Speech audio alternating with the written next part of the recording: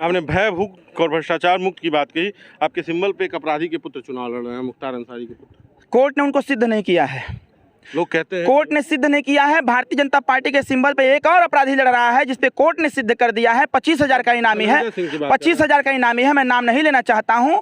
आखिर जब 25,000 का इनामी है, पुलिस उनको खोज रहा है, तो फिर नामांकन दर्ज कैसे हो गया? क्या पुलिस को वो दिन नहीं दिख रहा था? और जब अपराध सिद्ध हो जाएगा तब अपराध को अपराधी कहा जाता है।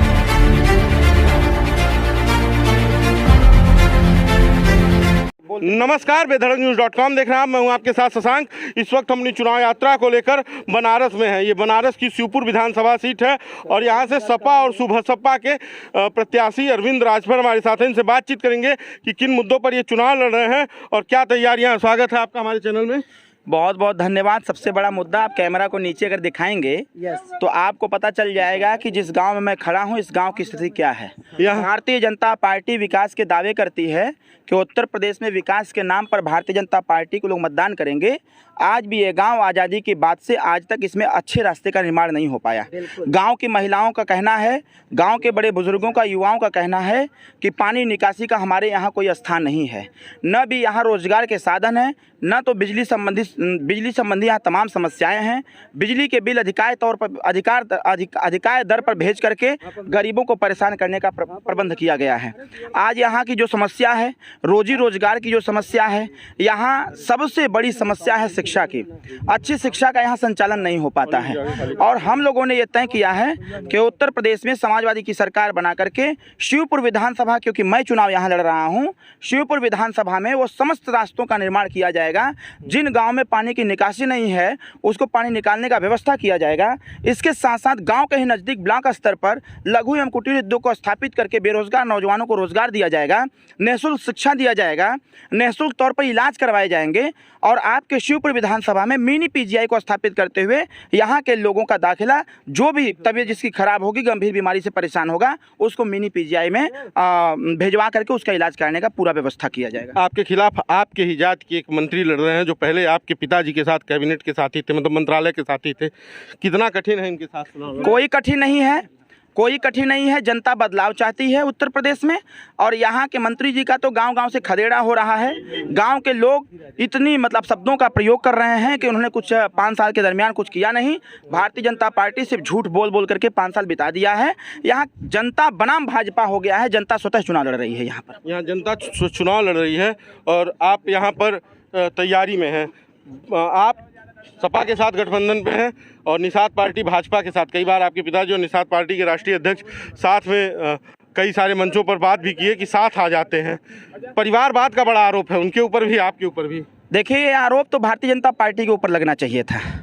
भारतीय जनता पार्टी अपने आप को साफ सुथरा समझती है कि परिवारवाद का अगर असली उदाहरण कोई है तो भारतीय जनता पार्टी है।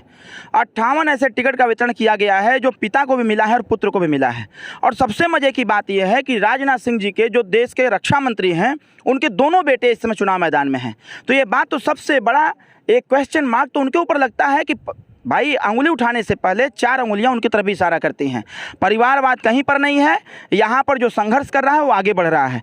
रही बात निषाद पार्टी की, तो निषाद पार्टी ने एक नारा लगाया था, आरक्षण नहीं तो वोट नहीं।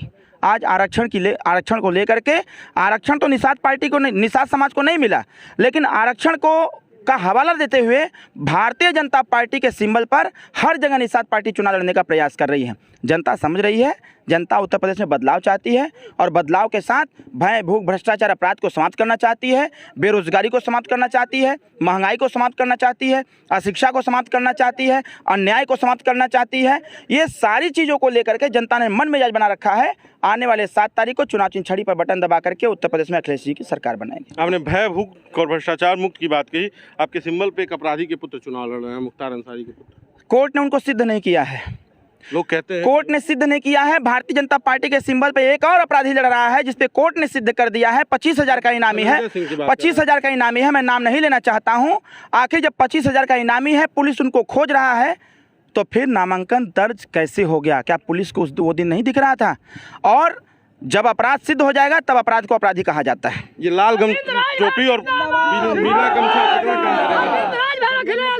लाल और पीला, लाल टोपी पीला गमछा को देख करके कहीं न कहीं हमारे विरोधी लाल पीला हो रहे होंगे।